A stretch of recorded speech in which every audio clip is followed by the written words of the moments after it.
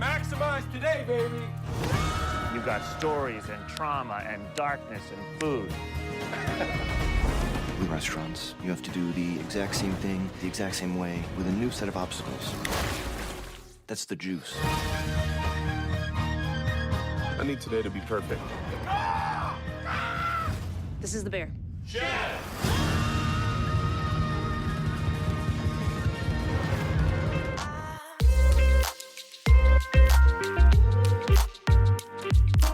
Welcome to the Eat Your Content podcast. I'm your host, Rich Herrera. Thank you for joining me on my little pod. Just a reminder to follow me on socials at Rich Herrera and at Eat Your Content, and to like and subscribe wherever you get your podcast or on YouTube so you know when new episodes drop.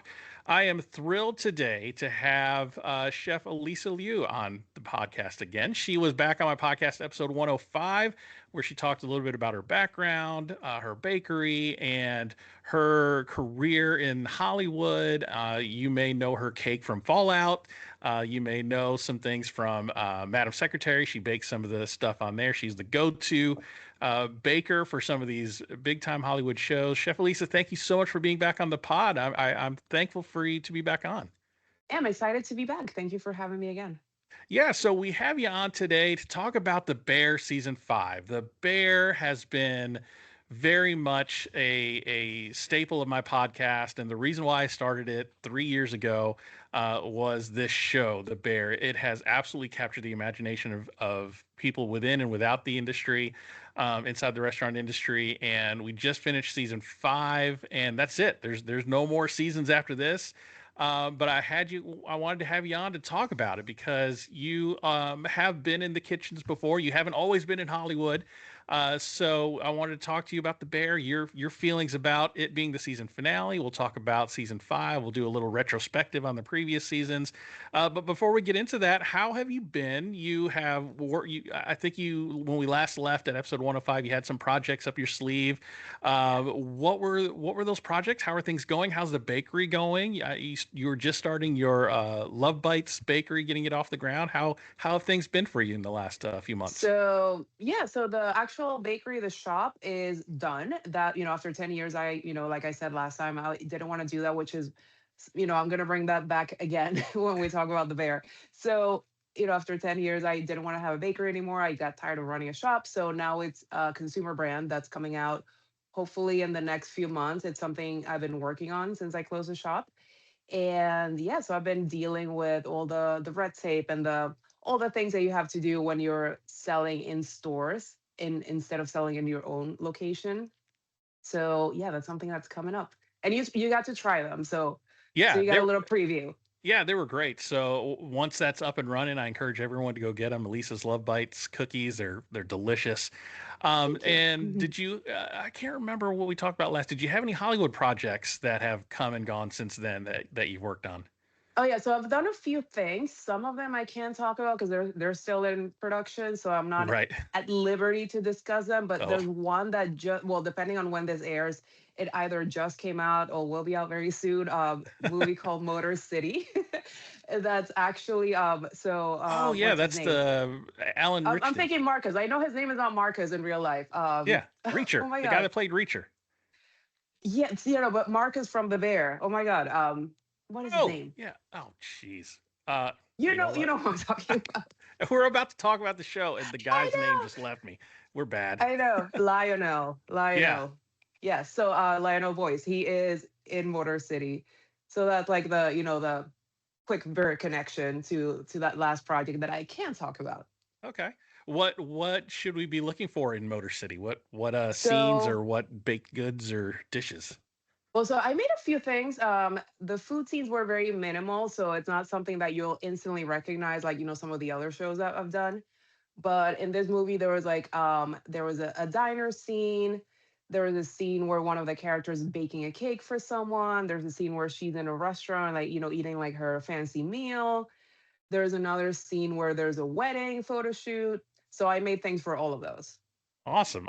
Be looking forward to that. I think I saw the Yeah. preview for Motor City. It looked really interesting. So definitely want to check that out. So the food that was made on that show, made by your hands. So that's exciting. Yes. Yes. Awesome, awesome. So let's talk the bear. So before we get into season 5, let's talk a little retrospective on the first 4 seasons. I think seasons 1 and 2 are just about as near perfect of TV as you can.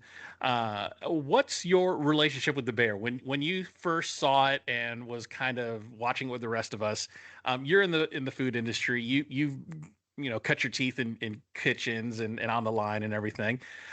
Did Was it for you like most other people that I've talked to? Is like, holy moly, this is a little too realistic for me, and had Oh to kind of yeah. quit halfway through. Like, what's your Yeah, some relationship with the yeah, bear? exactly. Sometimes I had to stop watching because I was like, okay, this feels like too close to home. Like I'm being re-traumatized a little bit. I have to like not binge watch this so much. I'm gonna take a break and like, watch something happy and then, come back. But also it's like, I could see parts of my own journey in Carmen, the things that he was going through. And all the the outbursts and like the being an asshole because you think that makes people take you more seriously if you're a dick to them in the kitchen. So like I could see myself in that, but I also could be like, oh yeah, like I've worked with people like that and I know like they're unbearable. So I could see all of those sides. And then also like, doing what I do for shows and movies, I could like I was like picturing like the person that made all the food and like the actors that had to like learn how to hold a knife and like how to do certain things because they had to do it themselves too in some scenes. So I loved it because I could relate to that show in so many different ways. When it Yeah, first came out, I was like, what is this? Like I've never felt this way about a show. I know, and I don't even work in the food industry, and I watched that episode, and even I had to stop it because it was a lot. Yeah. Especially when we get to season 2, the fishes episode where it's the family Oh gathering, yeah. and my wife was watching that episode with me, and she's like, "Stop! This reminds me too much of family gatherings. It's too I stressful right know. now. Can we can I we can we not know. watch this all the way through in one go?"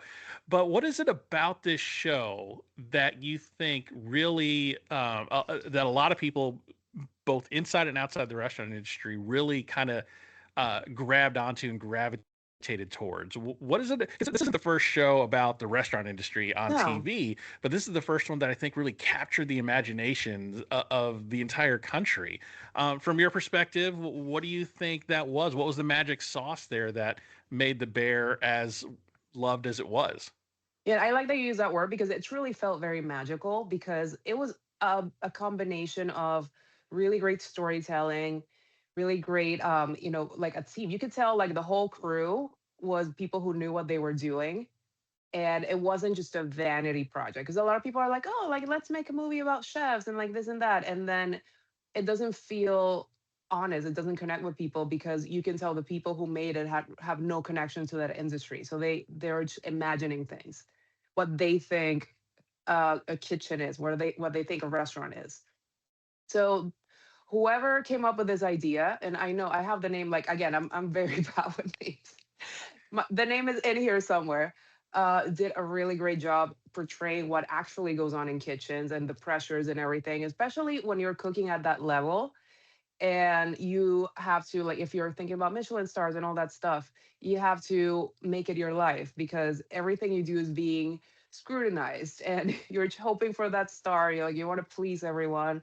You want to get like the critical acclaim and blah blah blah. So you're not just cooking, you're doing all those other things and cooking and trying to have a life and then you realize like I don't have room for a personal life when this is what I have to do.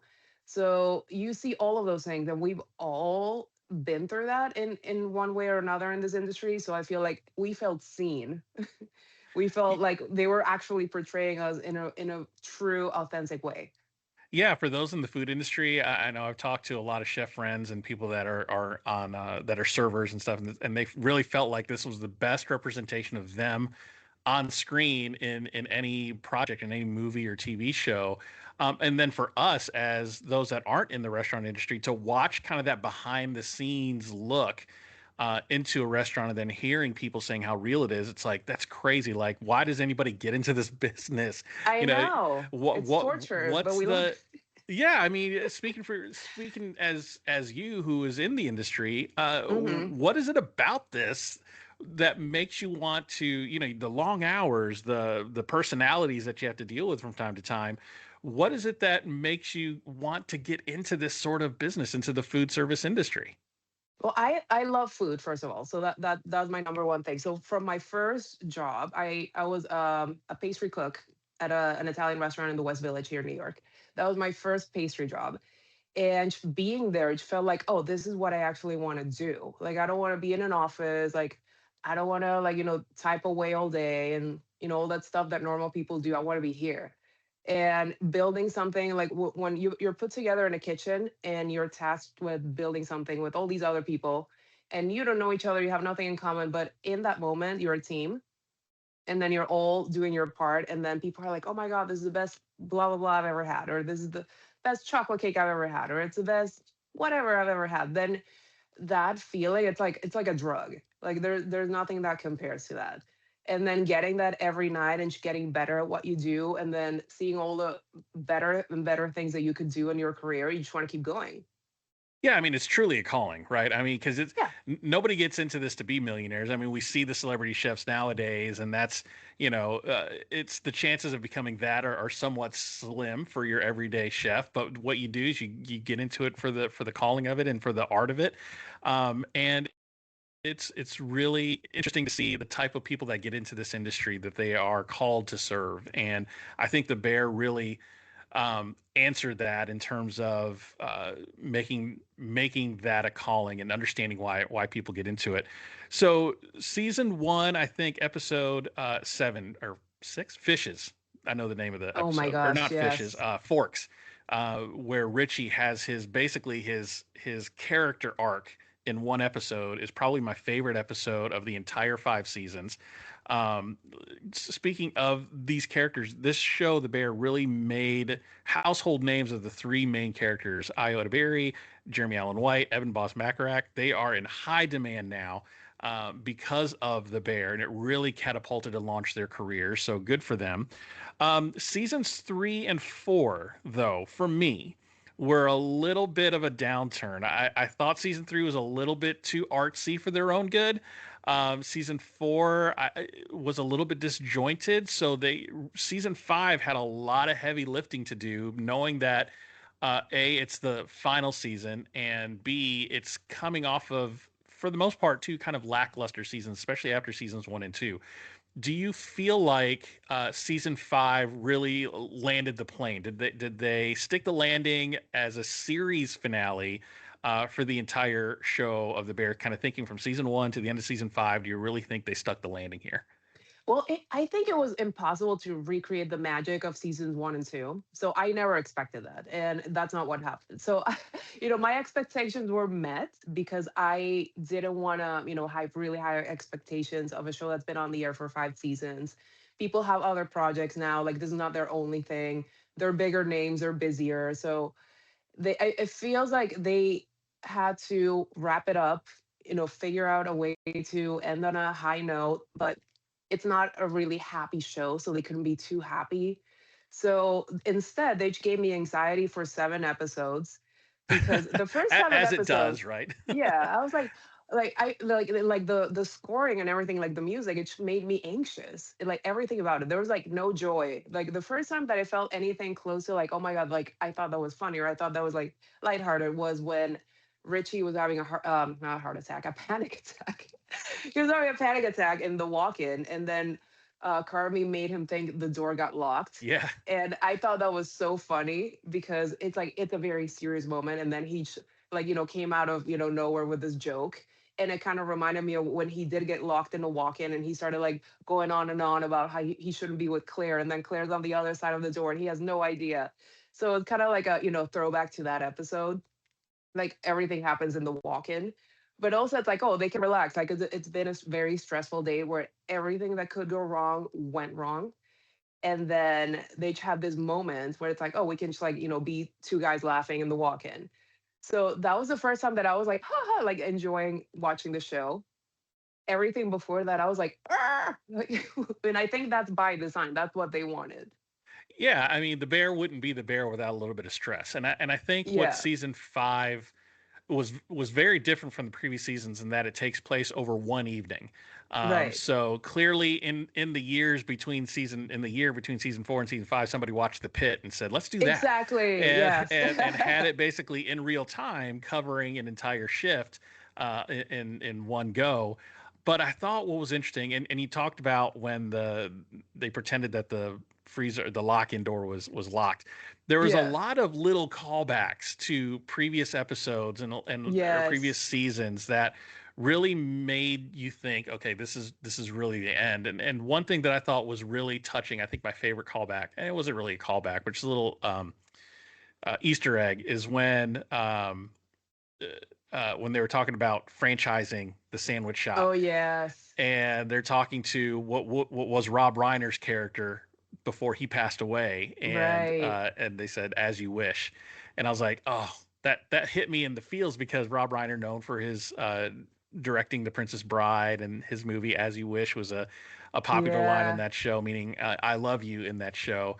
So for them to say that on the show with Rob Reiner having passed away this past Yeah. year was really, really touching, and a really heartfelt moment that I rewound a couple of times and watched. I'm like, oh, that was so good.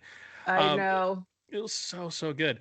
But I thought a lot of the really good things about this last season is they had all the stresses that they've had before, like things breaking down, running out of ingredients, or having to stretch ingredients. But they were learning to function as a team now, as opposed to Right. yelling at each other. They really had some growth throughout. You can see the growth happening through the 4 seasons and now in this Right. fifth season. What did you think of Carmi through this fifth season, really trying hard not to be that Carmi of old? I mean, it felt weird because it came out in, in some places, like, when people would ask, oh my God, Sydney. I'm like, what's going on with me with names today? When people would ask Sydney questions, he would answer and like talk over her, and then he'd be like, "Oh shit, I did it again." So like he was really trying to restrain himself, but it's still Cartney. Like he hasn't changed. He's trying to be better, but he hasn't changed. So it's a process. So I feel like, he's still the same person. It's like he recognizes that he needs to change his attitude and change some things and be better, in, working with other people and being a better leader. And he's trying, Yeah, making an effort. there was so much growth for him in this singular season than I think in the last 4 seasons, Oh because yeah. you saw the growth of all the other characters, but Carmi seemed stuck. But then in this Mm-hmm. fifth episode, he really made an effort to try and be part of the team. And speaking of team, as a baker, I want to ask you this about the scene where they ran out of brioche crumbs. Yeah. And then Carmi whips out this brioche batter crumb mixture like in the final second, and everybody's kind of standing there watching him in awe. As a baker, when you saw that scene, where you're like, "Holy crap, that was genius!" I mean, I thought like, okay, I don't think he could have made it that quickly. But like I can see that working, but I don't think he could have made it that quickly, like in time for how long they had to plate everything. So the So batter, frying it in the pan and then breaking it up, like it probably took longer than it did on screen, I'm sure, right? right, of course. So yeah, because they had the timer, like the countdown, and I was like, I don't think that would have been ready in time, but it's TV, so.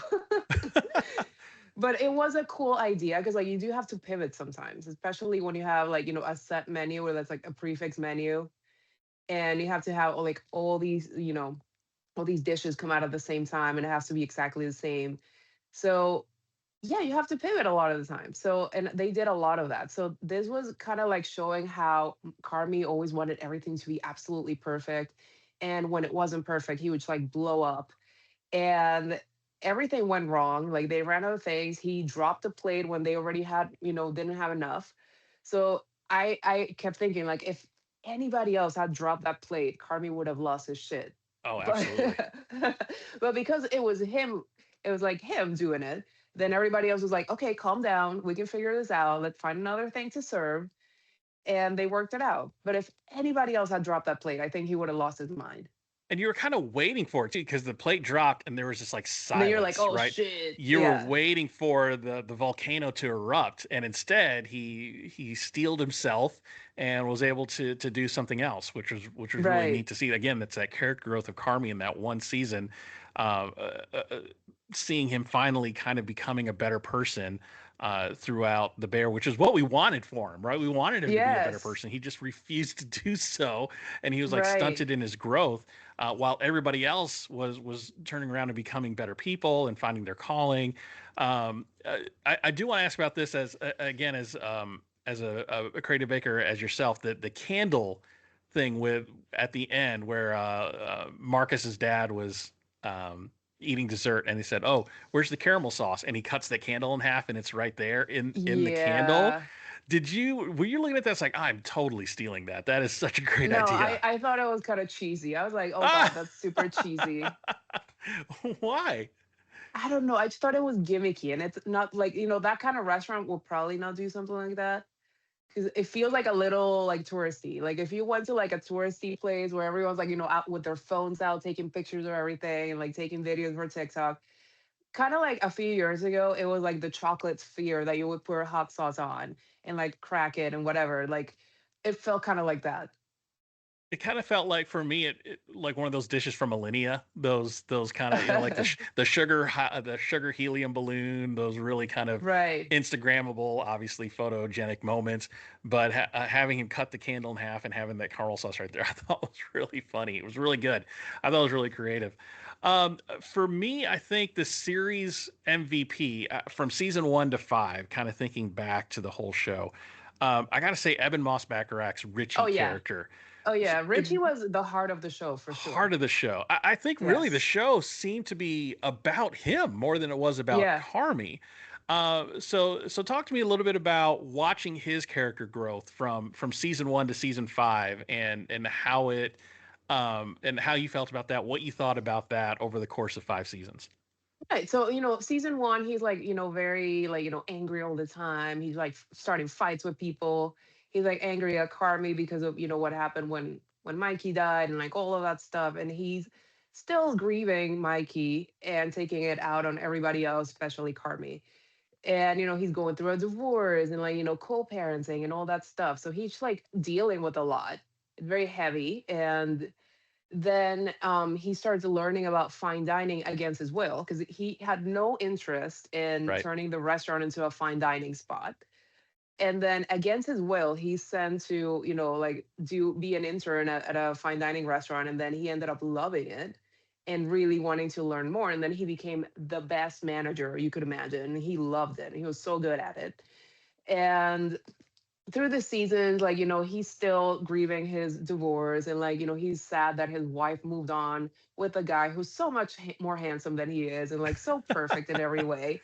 So he's like, and he's still dealing with that. He's still, having feelings about that. And then, so it was nice to see not only Richie finding himself professionally, but also in the end, it's like, oh, now he's falling in love with someone. Like he has his own girl now and he's going to Japan. And like, then we learned that he'd never traveled before.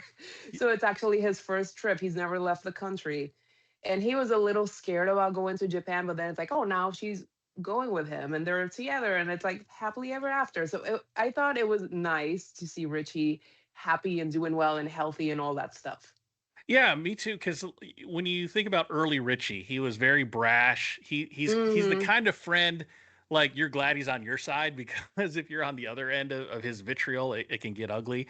But Yeah. watching his growth, and I think the best part about watching the show is when he finds his calling to be in guest services and customer service and Yes. making memories for people, and how it makes him feel, was really interesting to watch. To see somebody find his calling and live out that calling is what we hope for all of us in life, right? So Yes. to see it on screen, you're rooting him on, rooting for him the entire 5 seasons, and then you kind of see that turn in Forks, in that episode Forks, which is my favorite episode of TV of all time.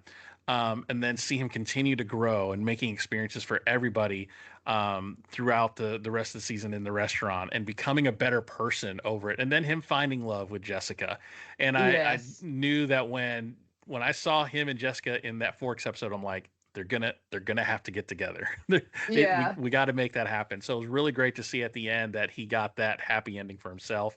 Other character growth, I really enjoyed Tina's growth through the Oh show. yeah. Lisa Colin-Zayas, great actress. Oh I yeah, thought fabulous.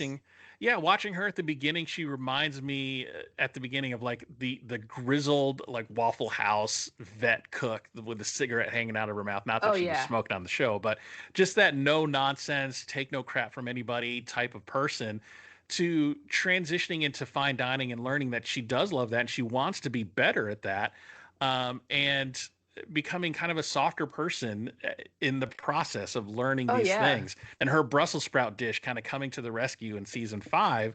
And What that did you was the think? opening. Yeah, that was the opening of season 5, the first episode. She like, Yeah. making Brussels sprouts at home. And I'm like, oh my God, did the restaurant close? Like, what happened? And then we got back to the Brussels sprouts, later in the season. Then you're like, oh, okay, that's where it all like ties together. Yeah. So her growth was really great. Sid's growth to becoming a leader in the kitchen, when she didn't quite know she was ready to take on that role. So talk to me a little bit about some of your favorite character growths throughout the show on any of the characters. Any of them stand out to you that you really identified with or were just fun to watch? Oh, so I really enjoy watching Tina because, again, against her will, she ended up working in a fine dining restaurant. She had no interest in, being a fine dining cook, and like she was like complaining like, oh, I don't want to do your tweezer shit or any of this stuff that you want me to do now. And I remember there was one episode where Sydney was making a sauce and she turned up the heat all the way up and it burned, and like, and she did it on purpose because she was not happy with Sydney being there. She was not happy with the way they were cooking now. And this was when Carmi had just come back after Mikey died. So she was dealing with a lot, like a lot of change. She was not happy about that. She was very resistant to change. She wanted to keep things the way they were. And then slowly she started enjoying learning more about, about being in a different kind of kitchen and making different types of dishes than what she was used to. So that growth and like how she found she's actually passionate about food and not just like, a job. Like she actually loved creating and learning from other people and, being part of a team and like the fine dining service aspect of it. So I love watching her. Yeah, it was really great to see her grow through the show, and Marcus's growth with his partnership with Hmm. Luca was really fun to see, and their dynamic, their bromance kind of Oh growing, yeah. and in season 5, kind of like getting angry at each other because Luca was leaving, and it's like his best friend was leaving him and he Mm, didn't ask for his input. Like, why didn't you ask me? And but everybody right. needed to kind of move on. But it was really great seeing everybody's growth through the show. One thing that I found interesting is on the restaurant business side of things, like this is a fine dining restaurant, and I'm assuming fine dining prices, right? You're probably looking at a couple $100 a person for a Yep. 5 or 6 course meal, and doing 2.5 turns a night. And this place is still struggling. Like they're charging a lot of money, and their reservations are booked out, but they're Yep. still struggling. Talk to me as a restaurant professional on what you saw in there and going, yep, I can identify with that. How fine razor's edge is the profit margin of a restaurant, even at an establishment that is probably charging as much as the bear would charge? Right. And they had a lot of money because remember they found that money in the cans. Oh yeah, yeah. And then they had the uncle's money that he invested. So they started out with a ton of money, and I think it all went to the build out of the place because, Hmm. that's very expensive and it takes a while, and while you're doing that you can't open for business, so you have to stop earning money, which a lot of us can relate. When you're opening a new place, you're just not making any money, and then you're spending a ton of money and you can't even open yet. So I think that's where most of the money went, because they had to build out. It was, going from like a greasy, like, burger place to a fine dining restaurant. That's a big change. So, and they wanted like the best furniture and the best this, and like you could see what the kitchen was like, and that's a very expensive build out. So I think they used up all their money, and then they were hoping to make it back when they open, and that wasn't happening fast enough. And ingredients are expensive, and labor is expensive, and all these things cost money. So they were making money and spending it right away. So they were they're in a tough position that we all can relate to in the industry.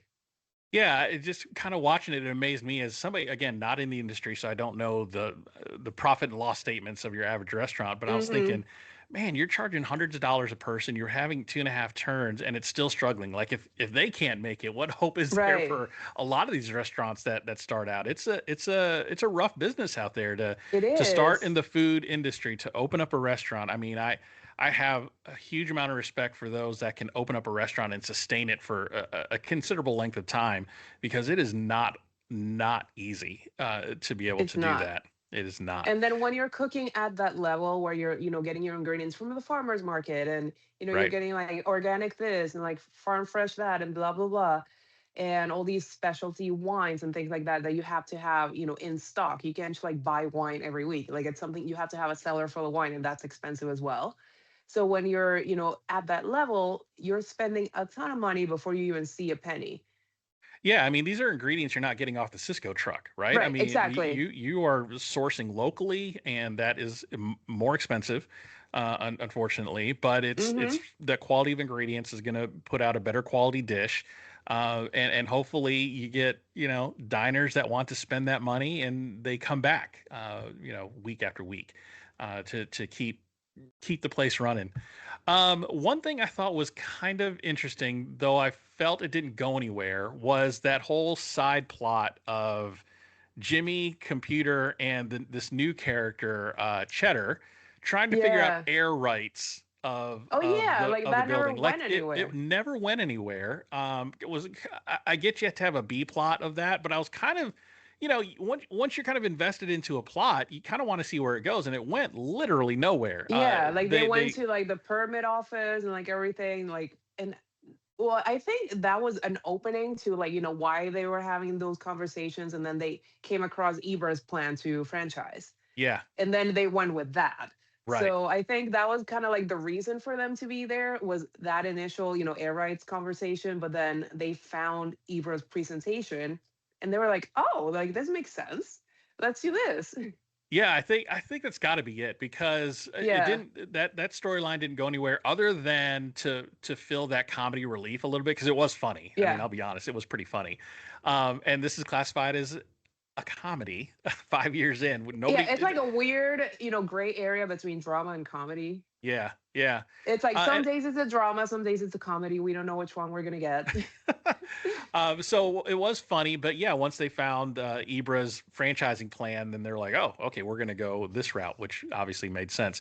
The Fact Brothers. I'm glad that we had a little less Fact Brothers this go around. Yeah. The seasons 3 and 4, I think, tried to lean into that comedy a little bit too hard with the facts, and we had John Cena as a Fact Brother. We had I forgot the other actress that was a Fact Sister. Yeah. And I was like, all right, enough of the facts. So I'm glad they dialed it down this season, and had them in little doses. And I thought the main brother learned how to be a server Yeah. during this season, which was really fun to watch. And yeah, so I'm glad they dialed that back. They learned their lesson from the previous ones and the feedback, and they took it to heart. And they're like, okay, maybe less is more with these types of characters. Right. But Because they're like goofballs, It's like, yeah, this is not a goofball show. yeah, exactly. And like, it Uh, was kind of funny when one, I forgot who fell through the roof. One of them fell through the yeah, roof. I forgot, because I think this was the first episode and I already erased it. But but yeah, that was kind of like, like a much needed like second of comic relief in between all the craziness that was happening. yeah, yeah, that was pretty funny. And watching the water issues going on in the restaurant, I was Right. thinking again, this is all on the same day. I was like, I'm amazed that they were able to fix and clean that all up before service that night. Like Well, that's any enough to normal shut things restaurant down. would have closed Right. because you can't operate like that. And if you get an inspection that day, they're gonna shut you down. So Yeah. yeah, any normal place would have closed for the day and like, told people like we'll rebook you a new reservation, like, we're so sorry about that, blah blah blah. But they were like, no, we have to, because they thought it might be their last service Yep. because Yep. of the clock had been, taken down until, it had no time left. So they were like, oh, this might be our last service, so we each have to make it happen. Yeah. And they, that then they fixed one thing and then another thing broke, and then people were not showing up because it was pouring rain, and then they were overbooked, and then Richie was supposed to cancel some reservations and he didn't, so they were still overbooked. And they had no food, and like, suppliers are canceling on them because they haven't paid. And yeah, it was a whole mess, but like that's kind of like, the whole thing of the show. It's like, yeah, it's messy and it's not ideal, but we love it here, so we're going to keep going. Yeah, I thought, speaking of the storm, I thought the motif of the storm through the first couple of episodes of season 5 was a little on the nose, A because it little was bit, like yeah. the coming storm of the final night of service. I was like, man, you're Yeah. really hitting this metaphor a little hard. But I thought it was interesting that yes, Richie was supposed to cancel some reservations, but his service heart couldn't let Right. him do that, right? And he said, we just got to make it work, guys. The quest for the Michelin star was kind of the theme of this episode, and I thought it was really good that what got them the star was Sydney's short rib dish, which was a callback to an earlier episode where she made that dish for a reviewer, and Carmi Wasn't was it the like, "It's not scallops? ready." Wasn't Was it it the the scallop? scallop? I think it was the scallops. Well, we can rewatch and check me, but I thought it was a scallop because she also didn't want to make that, and then Yeah. Carmi pushed her to make it, and then Oh, that's that's right. what we found out that the reviewer loves. Yeah. And then Yeah. same with the short ribs in this episode, where it was Yeah. like something like she kind of like quickly threw together, like she didn't feel like it was presentable for dinner, Mm-hmm. Mm-hmm. and then he was like, "No, we need to do that because we have nothing else." Right, right. And the short rib dish, the reason why I bring it up is I thought it was a really great callback to a previous episode in earlier seasons where she made that short rib dish on the fly for somebody and wanted Carmen to taste it, and Carmen was like, it's fine, and then she gave it to a reviewer out on the floor, and he wrote about it. Yes. And Carmen was like, it wasn't ready yet. I told you it Yeah. wasn't ready.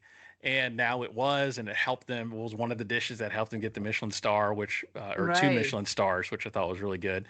And a little predictable. You had to know that they were going to get the star by the end of this season, Right. Because yeah, or we else we would have couldn't been really leave with mad. no star. Right? Like, how mad would we have all have been had there been like, oh no, you didn't get the star, sorry, and Right. credits. Like, I would have been pissed. And But exactly, like what's so funny is like they were like, like going so hard on this guy who they thought was the star man. And it turned out that it was like some random guy. okay, yeah. So let's talk about that for a second. Starman. I mean, I knew the moment that they were calling him Starman, it wasn't, because a Michelin star inspector is not going to eat dinner with a famous local celebrity. In this case, it was WGN's weather guy. I forgot his name. Yeah. But a Michelin inspector is incognito. They're not Oh going to yeah. go. They're not going to eat dinner with a celebrity, a local celebrity, and do all that. So I knew that wasn't Star Guy. But who I thought it was the guy that I thought it was in the previous season, where he was dining by himself and he saw them do like the snow thing with everybody, and I was like, that's the dude, that's the Michelin star guy Yeah. from season 4. So it was good to see that come all the way back, and again with Michelin, because I've watched a Michelin documentary. They're never going to call the Michelin inspector's never going to call the restaurant and be like, by the No. way, you got a couple of stars. But creative licenses for this show, it is what it is. But Right, because uh, they had to make it like dramatic and like like, oh, someone's been calling Carmi, like who is that, who is that, and then we have that right, expectation, yeah, like who's calling him, who is it? got to have that tension. Got to have that tension. Yeah. So I want to start kind of wrapping things up here, because I know you have a lot going on. I want to be respectful of your time, but the Bear for 5 years has been probably the most dependable series on TV. You knew in June, middle of June, you were going to get an all episode drop like clockwork. What's it going to be like next June when we don't have the Bear for you? Or I what's know. your I what's don't your have the feeling going to be bear. like? Okay, so my June's gonna be very sad because I don't have the bear and I don't have the Handmaid's Tale. Like what am I gonna That's do? right. That's right. Yeah, me too. Like, So June is going to have a big hole in my schedule now that the Bears not going to be coming out. I'm a little sad, but I'm glad that they left on a high note the way they did. There's some shows that you don't want to go on forever. You want them to end at the right time, and I think beyond everybody's career that's blowing up because of this show, I think a 5 season run, the way it ended, the way it did, I think was a perfect way to go. Again, a little color by numbers, a little bit predictable, but still very satisfying to watch. So, So I really felt that way about the ending because yes, it kind of brought everything full circle. yeah, But the way there, getting from episode 1 to episode 8, I was what is going on? Like, give me something here. Like, I feel like I'm not going anywhere. Like, it felt like it wasn't moving because obviously it's all one day. yeah, But I also felt like, we missed some parts. Like in past seasons, we get to see their personal life outside of work. We didn't get much of that this time because they were at work that whole day. yeah, And we didn't get to see a lot of like the development that we saw in other seasons. right, Everyone kind of developed in seasons 1 through 4, and this was it. Except for Carmi, he did give us a little bit of development, but not too much because it's still Carmi. yeah, So yeah. we can't change the man completely. But then he tried to like be an intern at an architectural firm, and I was like, what? Yeah, like Like, he's done. because he likes to draw. Yeah, yeah. I mean, I guess so. I thought that was a little out of left field in terms of Yeah. like I get you don't want to be a chef anymore. You don't want that pressure. You don't want So that I can life. totally relate to that because, like I said, like, Yeah, I did something for a long time that I felt like that was me. That was my personality, my life, my everything. It was like making desserts and being it. And after I opened my own place, I was like, oh, this is who I am. This is what I do all the time. I can't not do this. But then I got to a point where I was like, the thing I love is killing me. So I don't want to do this anymore. that's right. And but I kind of kept doing the same thing in a different way that felt more appropriate for my life at that point. So Carmage went completely like, oh, I'm just gonna be an intern at an architectural firm, even though I've never studied architecture. I just know how to draw food in my notebooks. And And I then want the interview was the most awkward thing. He just kept talking about food and about why he loves the restaurant industry. And I'm like, okay. yeah, that was a off the wall interview. I got it. It was really weird to watch because in the previous episode or previous seasons, there's always a Carmi monologue, whether he was at his Al-Anon meetings, mostly at his Hmm. Al-Anon meetings, and we didn't get that in season 5, but we did get the Carmi monologue. It was just as an interview for an intern, and the lady's like, "Well, that's a lot." Yeah. I It mean, she was wasn't- being way too nice because yeah, I would have been like, why are you wasting my time? Like, have a good day. Bye. So I she would was not have way hired too her. nice. Yeah, Yeah. exactly right. So one thing that the Bear is known for was pulling in some big gun chef cameos. What was your favorite cameo of a chef that showed up and you're like, holy crap, this guy is making a guest spot on TV? Well, it was nice seeing Danielle. Because I'm a fan, being here in New York, I go to his restaurants and, I love eating his food. So it was nice seeing him, in that show. And it's always a surprise. So you never expect to see him. And you're like, oh my God, there he is. So I Yeah. think that was my personal favorite just because I'm a fan. I think for me it was Thomas Keller. I'm like, this show's got juice if it can pull Thomas Keller in for a guest spot. And Right. from what I've read behind the scenes, that scene where he's teaching Carmi how to truss a chicken, his first day working there. That's how he really does it. They didn't give him a script. They just said, show him how to truss a chicken like you would any other chef on their first day. And it was this like warm, friendly Thomas Keller that you've seen on TV all the time. And I was like, man, this show can pull the guest Oh spots. yeah. So I was Yeah, when really they're getting like surprised. the actual chefs, Yeah. that want to be there, that then you've done a good job. Yeah. It was really cool to see. Well, the Bear has ended with season 5. I myself am sad that next June is going to be an empty calendar for the Bear, but I love to see how everybody's got their happy ending, so to speak. And it was such a great season. It was a fun ride for the last 5 years to watch the Bear. And again, the Bear is the reason why my podcast exists. I watched it and I wanted to talk about it, and Eat Your Content was born. So I owe a lot to the Bear and those that are behind the scenes and making of it to really ignite my passion for podcasting about food and pop culture.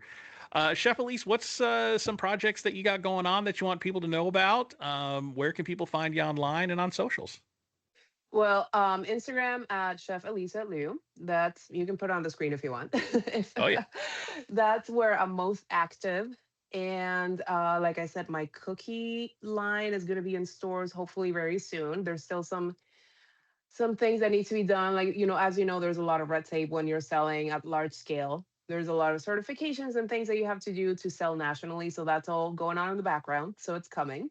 Nice. And I'm very excited about that. Awesome. Awesome. And if you want to catch her food on TV, go catch Fallout Season 1 on Yeah, season Amazon one, Prime. because I didn't work on season two because I was filming in California. So if you watch season two and it sucks, it wasn't me. It was somebody else. Season 1 of Fallout on Amazon Prime. Also, Madam Secretary, I think, is still streaming on Paramount Plus. I have to go check that out. So all the baked goods that you see on those shows, those are by her hands. So appreciate that. And then, of course, she Yeah, mentioned same Motor City with coming like out. there's some movies out there like the Bob Dylan movie. Oh, the There's a recent bunch of Bob other Dylan stuff out biopic, there. the one that just Yeah, it came was out. Oh, called okay.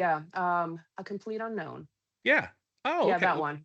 Also starring, wasn't that Jeremy Allen? Jeremy Allen White was in that one? No, Timothy Chalamet No, was no, playing Bob Timothy Dylan. Chalamet. Yeah, Yeah, no. Jeremy Allen White played Bruce Springsteen. That's right. yeah, Forgot about that one. yeah, So, yeah. so cool. So go check out her work there. Also follow me on socials at Rich Herrera and at Eat Your Content on all your social media channels, and make sure to like, subscribe anywhere you get your podcast. Chef Elise, thank you so much for being on the pod again. I hope our cross pass through again one more time on a project that we can talk about.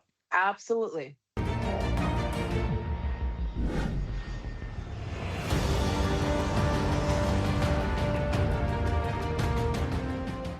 Thanks for listening to Eat Your Content.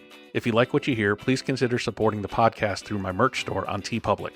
Get great quality items like t-shirts, hats, mugs, and more, all sporting the vibrant Eat Your Content logo. Go to teepublic.com/user/eatyourcontent for more great items, and thanks for your support.